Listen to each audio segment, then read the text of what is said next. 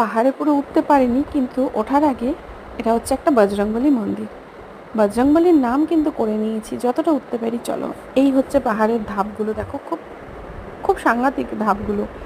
পা যদি এক ফোঁটা স্কিড করে না, পুরো একদম শেষ, পড়ে যাবে তুমি।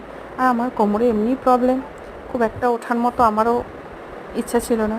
চারিদিকে জঙ্গল, সাপখোপ তো ছিলই, সব কিছুই ছিল। তাও চেষ্টা করেছিলাম যতটা ওঠা যায়, কিন্তু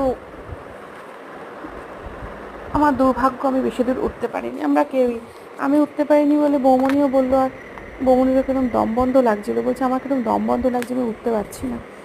মানে কিরকম অদ্ভুত, সিঁড়ি নেই, এরকম পাহাড় কেটে কেটে পাহাড় কেটে কেটে। এই শুশুনিয়া পাহাড়টা হচ্ছে 1470 ফুট, কিন্তু আমরা মাত্র উঠেছিলাম 150 ফুট। 150 ফুট উঠেই বন্ধুরা আমরা হাঁপিয়ে গেছি, পারছিলাম না, খুবই কষ্ট হচ্ছিল। কি করব, কিছু করার নেই। ওপরে উঠতে গেলে অনেক দম লাগে বাবা, আমাদের এত দম ছিল না। আর এত জঙ্গল জঙ্গল ছিল তো, বাচ্চাগুলো একটু ভয় ভয় পাচ্ছিল।